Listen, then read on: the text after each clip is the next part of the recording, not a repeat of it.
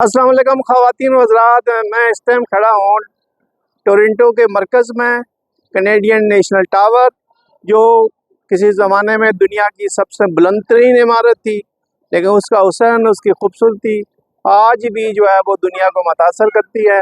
दुनिया भर के सयाह लाखों में करोड़ों में इस टावर को देखने आते हैं और ये टोरंटो की नहीं बल्कि कनाडा की शान है, कनाडा की पहचान है। आज मेरे पुराने दोस्त और आपके भी दोस्त होंगे, शनासा होंगे और आपके अदीब होंगे। मिर्ज़ा यासीन बेग, जो दुनिया उर्दू के मारूफ मज़ा नगार है, अदीब हैं, दानिश्वर ब्रॉडकास्टर है, आज हमारे साथ हैं और हम दोनों जो है टोरंटो की गलियों में घूमे। आज जो है ना उसकी स्ट्रीट कार पे सफ़र किया, रेलवे पे सफ़र किया, बसों पे सफ़र किया। बुनियादी मकसद ये था कि टोरंटो की खूबसूरती, उसके हुस्न और उसकी तारीख़ और सकाफ़त को देखा जाए और मुआज़ना करें कि हम कहाँ खड़े हैं। हम मिर्ज़ा यासीन बेग से गुफ्तगू आपसे मुलाकात करना चाह रहा हूँ। कैनेडियन नेशनल टावर के बिल्कुल जड़ों में खड़े होकर आपसे बात, हम उसकी जड़ों में नहीं बैठे बल्कि वहाँ खड़े होकर आपसे गुफ्तगू कर रहे हैं। हाँ मिर्ज़ा यासीन बेग साहब। जी यासीन भाई, आज हमने बहुत सारा आपने दिखाया मुझे।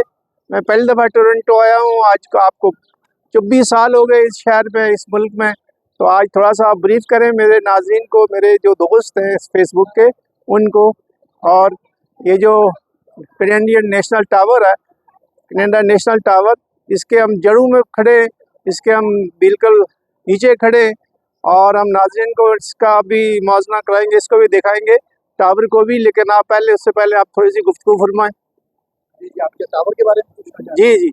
ये टावर जो है वो 1976 में बना है और इस पर उस ज़माने में 6 करोड़ 30 लाख डॉलर खर्च। और जैसा कि आपने कहा कि एक ज़माने में दुनिया का बुलंदतरीन टावर पसंद किया जाता था, लेकिन अब भी इसकी जो है शनाख्त बाकी है और वो इस तरह बाकी है कि दुनिया की 10 बुलंदतरीन इमारतें इसमें ये अब भी शामिल है। और ये तकरीबन 1900 फीट ऊंचा है। और जैसा कि मैंने आपको बताया कि 1976 में ये इसका इफ्तिताह हुआ था और उस वक्त से लोग आ रहे हैं, लोग आ रहे हैं। जो मौजू आता है वो सीएम टावर देखने वाला नहीं जाता।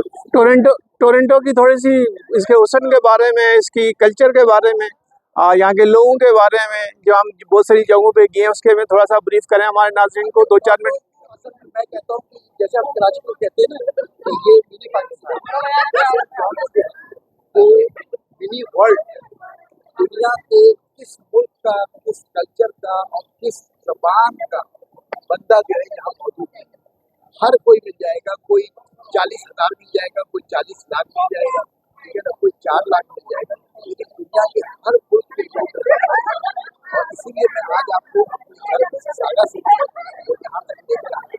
और आपने देखा कि एक और चीज़ जो आज मैंने आपको दिखाई, वो कनाडा के 2 बड़े मॉल की सैर है। जो मिसिसागा में हमारा स्क्वायर 1 है, वो कनाडा का दूसरा बड़ा मॉल है। और पहला मॉल, सबसे बड़ा मॉल जो है वो एडमिंटन अल्बर्टा में, और उसके बाद चौथे नंबर पर जो है जो आप अभी कहते हैं ईटन सेंटर, वो चौथा बड़ा मॉल है। वो आपने आज 2 मॉल की सैर कर ली। जी, बहुत खूबसूरत थे और मैंने देखा है कि वहाँ जो है सबसे ज़्यादा हमने लगी है हमें एक माल में, एक बहुत बड़े माल में मोची की दुकान, और उस पर हमने एक तस्वीर भी बनाई। और वो उस मोची की शान और आन और बान के बारे में आप बताएं कि कनाडा का मोची कैसे होता है। जब मैं आया था आज से 24 साल पहले, तो मेरे घर के करीब जो सबसे मॉल था, मैं उसमें गया तो वहाँ मैंने एक शॉप देखी, बिल्कुल ऐसी चमकती दमकती शीशे लगे हुए, और क्या थी वो मोची की दुकान। जैसा कि आपने देखा ये कुछ नहीं, उससे भी ज़्यादा तो मोची की दुकान पे जहाँ वो सारा सामान होता है, मशीन होती है, आप जूते सिलवा सकते हैं। आपने देखा वो जो हम नीचे कलवे लगाते हैं वो भी वहाँ मौजूद है। इसके अलावा हर तरह की पॉलिश मिलेगी, बैग भी मिलते हैं, ठीक है। और इसके अलावा आपने देखा इनके पास टी बनाने की मशीन है, तो आप टी भी बना सकते हैं, आप अपने जूते भी सिलवा सकते हैं। लेकिन मजे की बात ये है कि अपना वो पुराना जूता यहाँ सिलवाने से बेहतर है कि आप नया जूता लें। हाँ हाँ यासीन साहब, यहाँ मैंने देखा है टोरंटो में, कनाडा में लोग बहुत खूबसूरत मुल्क है, बहुत खूबसूरत लोग हैं और बहुत तरक्की हुई है। मकसद यह है कि हम कोई मुआवजा नहीं कर रहे किसी जगह का, लेकिन यहाँ तो इंसानी हकूक़ की बड़ी जो है वो पजीराई है और ह्यूमन राइट्स पर बड़ा जोर दिया जा रहा है। और मैं तो इस बात पे मुतासर हुआ कि यहाँ तो कुत्ते की भी बहुत इज्जत है। कुत्ते की इतनी इज्जत है कि अगर पाकिस्तानी कुत्तों को पता चल जाए ना कि कैनेडियन कुत्ते किस तरह रहते हैं, तो इंसानों से ज्यादा जो है वो कुत्ते भी ज्यादा रहेंगे। वैसे तो बस मैं ये जुमला आ रहा था, मैं कहना नहीं चाह रहा, लेकिन कनाडा के कुत्ते की जितनी इज्जत है और कई मुल्कों में मेरे ख्याल में इंसान की भी इतनी इज्जत नहीं हुआ। इंसानी हकूक़ जो है वो इस मुल्क में बहुत उस पर बहुत जोर दिया जाता है, बहुत तवज्जो दी जाती है और तभी लोग, दुनिया भर के लोग जो है वो कशा कशा अपना वतन छोड़ के, अपने रिश्तेदारों को छोड़ के, अपना सब कुछ छोड़ के यहाँ खुशी खुशी आबाद होना चाहते हैं। और कोई आसान लाइफ भी नहीं है, बहुत टफ लाइफ है और बहुत इस सख्त लाइफ में भी ज़िंदा रहना चाहते हैं और इसमें भी वो खुश हैं। उसकी क्या वजह है? यही है कि इंसानी जो हकूक़ हैं या लोगों की जो इज़्ज़त एहतराम है या इंसान की जो इज़्ज़त की जो बहुत वैल्यूज़ हैं उसकी बड़ी कदर है। यही वजह है क्या?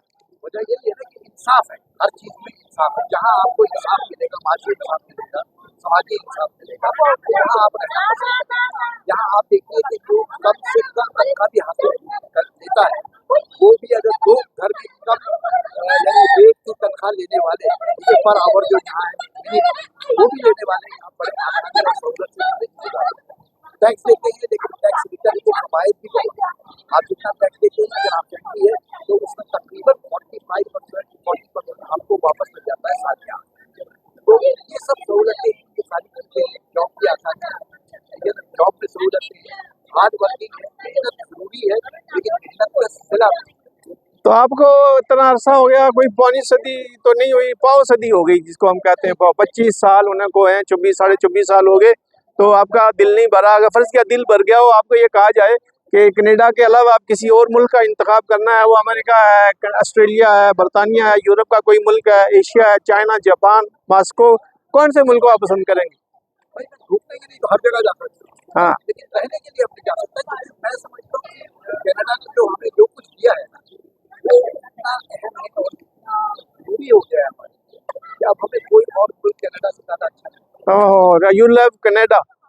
हाँ, ख़वातीन व हज़रात, मिर्ज़ा यासीन बेग हमारे मुल्क पाक है, बहुत बड़ा इंटेलेक्चुअल था, अब भी है, चूँकि अभी पाकिस्तानी नेशनल रखा हुआ है और ये कनाडा में रहने के साथ साथ पाकिस्तान के लोगों के साथ, पाकिस्तान के लिए इनका दिल धड़कता है।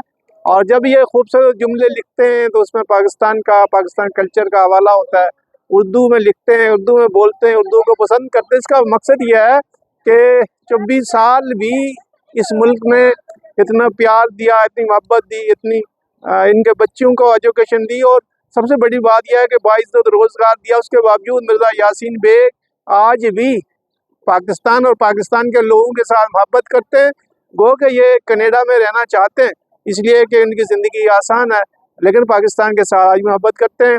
उसकी वजह यह है कि जब मैं यहाँ आया तो हमारा तो 40 साल पुराना रफ़ाकत थी, लेकिन जब इनको ये पता चला कि मैं यहाँ आ रहा हूँ, सबसे पहले कराची फ़ोन किया, यार टाइम निकाल के आना। और ख़वातीन व हज़रात, ये मोहब्बत के अलावा, ये दिली जज्बात के अलावा मुमकिन नहीं हो सकता। ये एक मसरूफ़ ज़िंदगी है इस मुल्क की, इस शहर की। यहाँ सुबह से शाम तक काम करेंगे तो रात चलेगी और दूसरे दिन फिर काम पे जाएंगे तो फिर आपका जो है ना वो किचन चलेगा, आपकी ज़िंदगी अच्छी चलेगी। उसके बावजूद यासीन बेग साहब एक दिन पहले, जिसका मैंने अपने कालम में तज़किरा किया, आज दूसरा दिन इन्होंने सुबह से शाम तक टोरंटो की गलियों में पैदल घूम रहे हैं, जैसे कि हम बज़्म तलवा के ज़माने में 40 साल पहले कराची की गलियों में घूमते थे। उस वक़्त हमारा कराची बहुत खूबसूरत था, बहुत साफ़ सुथरा था, बहुत तरक्की याफ्ता था। हमारी दुआएं अल्लाह ताला हमें जो टोरंटो जैसा अपनी ज़िंदगी में कराची और पाकिस्तान भी नज़र आए। बहुत बहुत शुक्रिया, बहुत बहुत शुक्रिया। हैं? ये कोई हो गया 20 मिनट हो गए? आधा घंटा?